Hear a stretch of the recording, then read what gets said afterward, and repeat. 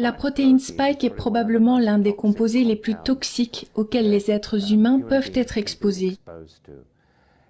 Et sa toxicité passe par de multiples voies différentes que nous commençons à peine à comprendre. Ainsi, la protéine spike provoque une inflammation profonde. Elle active la coagulation, elle active une cascade de coagulation, elle active les plaquettes, elle provoque des auto-anticorps et elle endommage l'endothélium des vaisseaux sanguins. Enfin, elle a des effets très néfastes sur les gènes et sur de nombreux gènes impliqués dans la suppression du cancer. Nous savons donc maintenant que la protéine spike, bien que les gens veuillent l'ignorer et la nier, active en fait de nombreuses voies génétiques qui conduisent au cancer. Il s'agit d'une forme de cancer appelée turbocancer. Cette forme de cancer est liée à la protéine spike. Elle fait donc toutes sortes de choses vraiment bizarres. Le cyanure tue rapidement, la protéine spike tue lentement. Elle est donc aussi toxique que le cyanure. Mais il s'agit d'un dysfonctionnement lent et progressif d'un organe qui conduit à la mort. L'organisme dispose donc d'un processus évolutif découvert à travers une levure et appelé autophagie, qui est vraiment un processus étonnant. Lorsque l'organisme détecte une protéine étrangère, une protéine mal repliée ou une protéine dysfonctionnelle, il la détruit, car il estime qu'elle n'est pas bonne et qu'il doit s'en débarrasser. Il passe donc par ce processus d'autophagie qui est comme le système de collecte des ordures de la cellule. C'est-à-dire qu'il collecte les ordures, puis les passe dans cette machine à trancher les ordures et les jette à la poubelle. C'est un système ingénieux. Il a évolué pendant des millions d'années. C'est ainsi que la cellule traite ces protéines toxiques.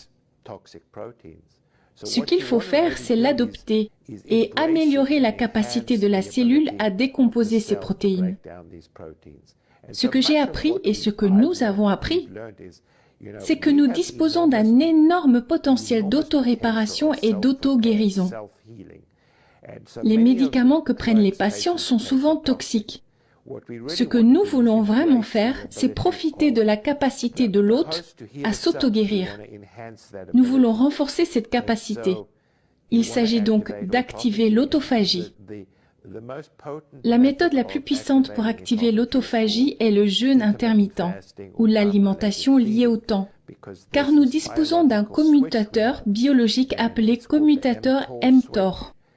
Ainsi, chaque fois que vous mangez, vous désactivez l'autophagie, ce qui a pour effet de la désactiver au profit de la voie mTOR. Le glucose, l'insuline et les protéines désactivent ce processus. Cependant, lorsque vous privez la cellule de glucose et de protéines, elle active l'autophagie et elle décompose les protéines. C'est ainsi que nous avons été conçus, vous savez, depuis l'homme de Néandertal jusqu'à votre cousin, qui est plus proche de moi que de vous. Le fait est que nous ne mangions pas tout le temps. Vous savez, c'est un phénomène relativement nouveau avec les aliments transformés, les supermarchés, les 7-Eleven au bout de la rue. Les gens mangent tout le temps, ils grignotent. Je veux dire, le grignotage est comme un phénomène occidental. Ce qui est encore pire, c'est qu'ils s'assoient devant la télévision après le dîner. Donc ils ont dîné, ils s'assoient devant la télé et ils grignotent des aliments transformés et des glucides, ce qui est terrible. Tout d'abord, cela ne permet pas à l'autophagie de s'activer et surtout, l'autophagie est très importante pour la récupération du cerveau lorsque vous dormez. Vous savez, il faut se demander pourquoi nous dormons. Ce n'est pas un accident, c'est vraiment important pour la régénération du cerveau, pour éliminer tous les produits métaboliques et pour permettre à toutes ces synapses de se régénérer. Nous savons que le sommeil est vital. Pendant le sommeil, il y a autophagie. Et si vous mangez avant d'aller dormir, cela a deux effets très néfastes. D'une part, il désactive l'autophagie, ce qui l'empêche de se produire. Ensuite, il existe dans le cerveau un système remarquable appelé système glymphatique. Il s'agit du système lymphatique du cerveau. Un flux lymphatique défectueux est lié à de nombreuses maladies neurodégénératives, tout comme une autophagie déficiente. Si vous mangez avant de dormir, vous limitez l'autophagie et vous limitez le flux lymphatique. L'autre chose qui est vraiment bonne pour le système lymphatique et l'autophagie, c'est l'exercice.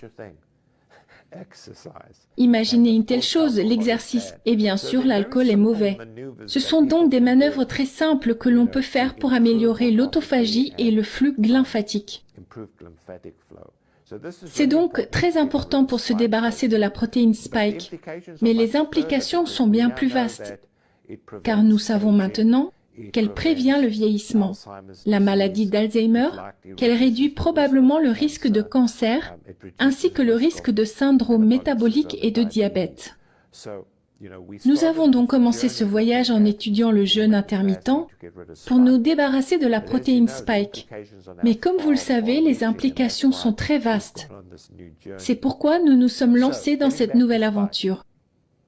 Et pour en revenir au spike, il est essentiel que les gens modifient leur régime alimentaire. Il n'est pas nécessaire de pratiquer un jeûne intermittent strict comme je le fais, vous savez. Vous pouvez manger dans une fenêtre de 6 à 8 heures et le reste du temps, vous ne mangez pas, d'accord? Et c'est différent que de s'affamer. Il est important de préciser qu'il ne s'agit pas d'affamer des êtres humains. Sur le plan métabolique, ils agissent très différemment. Si l'on affame quelqu'un, le corps s'adapte en réduisant le métabolisme de base et en diminuant l'hormone de croissance afin d'interrompre ce processus.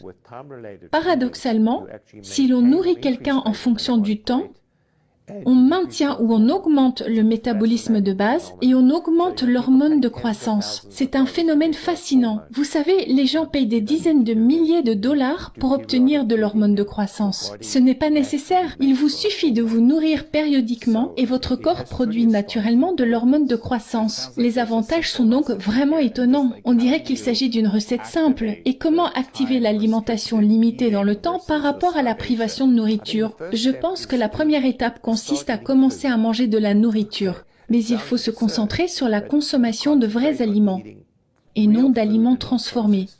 Je pense que c'est la première étape. Ce que vous devez faire dans votre garde-manger à la maison, c'est vous débarrasser de tous les aliments transformés. Ainsi, vous n'aurez plus l'occasion de grignoter de mauvais aliments. Ensuite, ce que vous pouvez faire, c'est peut-être sauter un repas, le petit déjeuner étant probablement le meilleur repas à sauter. Ainsi, vous avez toujours le déjeuner et vous avez toujours un dîner, mais tôt. Vous pouvez constater la différence avec la privation de nourriture, où l'on ne mange pas. Ensuite, ce que vous faites progressivement, c'est d'augmenter la fenêtre de temps pendant laquelle vous ne mangez pas. Vous passez d'une fenêtre de 12 heures à une fenêtre de 10 heures, puis de 8 heures, puis de 6 heures. Il est donc très important que lorsque vous mangez, vous preniez de la vraie nourriture, de la bonne nourriture. Et que pendant les périodes de jeûne, vous preniez des liquides, ce qui est très important pour ne pas vous déshydrater. Vous pouvez donc boire de l'eau, pas de jus. Le café est parfait. Le café active en fait l'autophagie et contient des substances phytochimiques très importantes. N'ajoutez pas d'édulcorants artificiels, n'ajoutez pas de lait. Si vous voulez ajouter de la crème, vous voulez éviter d'ajouter du glucose qui briserait votre cétose.